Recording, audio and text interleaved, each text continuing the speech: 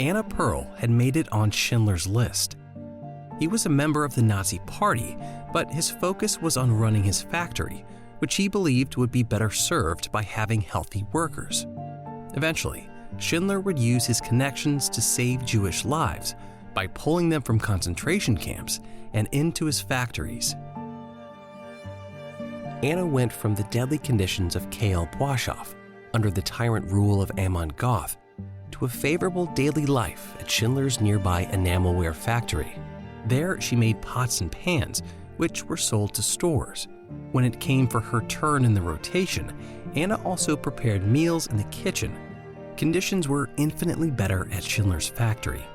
Guards may have been everywhere, but they never harmed the prisoners. And Goth's gaze, often peering over the sights of a gun, was nowhere to be seen.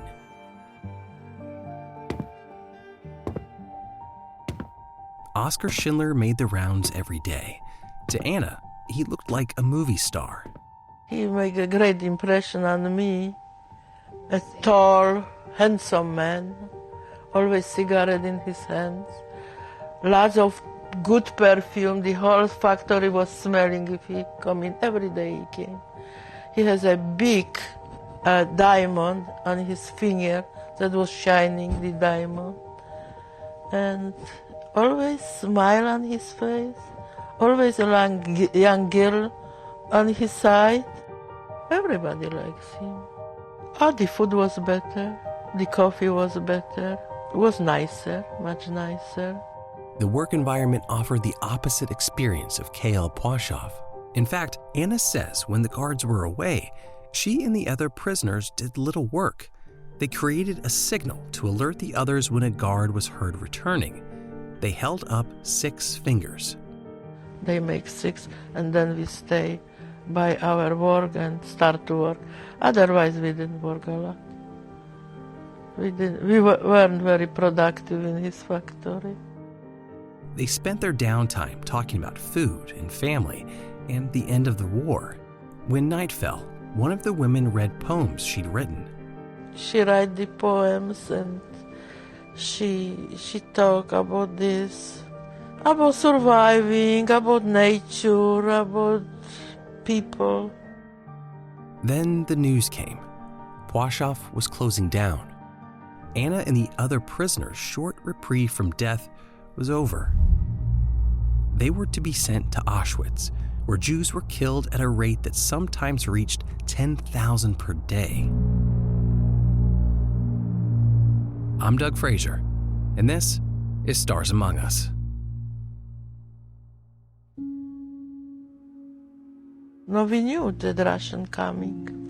From outside, it came from mouth to mouth. It came the news, and then they move us. The liquidation of the Krakow-Plaszow concentration camp was a result of Russian progress. The enemy was approaching, and quickly. Starting in August of 1944, prisoners were moved to other camps, and the Krakow-Plaszow camp was demolished.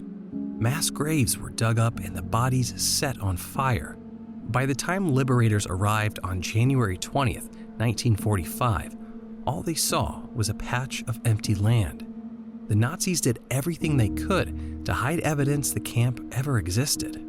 But before the end of the war, Oskar Schindler concocted a plan to save his employees.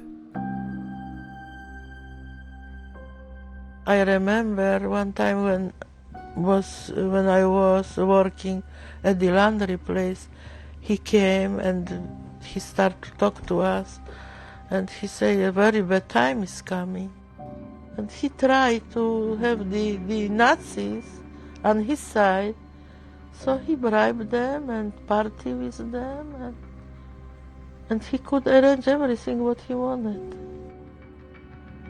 Schindler bribed Goth and purchased his employees from the commandant under the pretext of relocating his factory to Czechoslovakia. There it would become a munitions plant, a move Schindler convinced Goth was absolutely essential to the war effort. Goth agreed.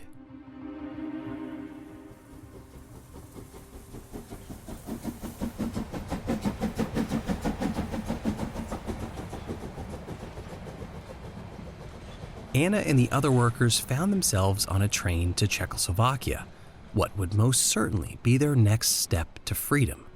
But by mistake, the women's train headed in a different direction. It was routed to Auschwitz. It was a terrible smell, hair and bodies, good smell.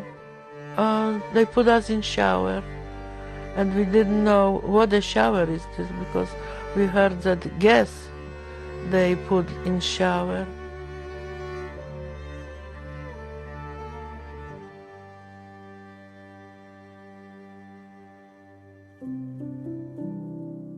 The next day, Schindler saved his workers from Auschwitz. He said, "This is my group, they are my people, they're good workers. You will not touch them, they are my people." He was good to us, he was a great man. Anna and Schindler's other employees were put on a train. This time, it would make it to Czechoslovakia. They put us on the train. It was November, was snowing. Anna and the others assembled ammunition at Schindler's factory in Czechoslovakia. Ammunition that, as it turns out, didn't function properly. Hope for the end of the war arrived in the form of Russian soldiers. Schindler moved to West Germany after the war, wearing a ring given to him for his good deeds. Its inscription read, "Whoever saves one life, saves the world entire." Anna went back to her village in the mountains. Every day, she visited the town's community center to see if anyone had news of her father and sister. For months, she took the trip to no avail, until one day, she heard news about her father. He'd become sick from an infection and was given a shot. There was no penicillin left at the camp, so instead, they injected him with poison. Anna's sister fell victim to the camp's liquidation. She and hundreds of others were taken to a boat, which was sunk into the Baltic Ocean. Amon Goth was tried for his war crimes and sentenced to death by hanging. According to witnesses, the first hanging was unsuccessful. The rope didn't hold. Then the second attempt failed. It wasn't until the third try that the hangman's duty was fulfilled. Anna didn't talk much about her experiences to her family until the release of the Schindler's List movie. But then come time, especially when the movie come out, that everybody was talking about. Steven Spielberg attended the event along with Oskar Schindler's wife and Anna's son, Julius.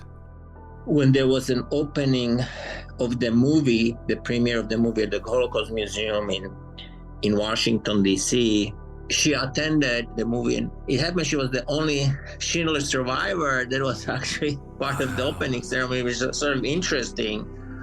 And Hillary, Hillary was there with Bill Clinton. They were actually part of it, and Hillary got quite interested in Anna's story, and she invited her to the White House, and she spent like 40 minutes asking her questions. It was a very touching experience for them, because it's like you touch the past, you touch the painful past, and she was a real witness. She was sort of on the quiet side, and just her presence was very, very powerful. Anna died on March 11th, 1997. She was one of 1,200 Jews on Schindler's List. Estimates suggest he spent over $1 million on bribes, camp construction, and black market goods like food. Oskar Schindler died of liver failure on October 9, 1974. He was buried at Mount Zion in Jerusalem, the only Christian bestowed with that honor.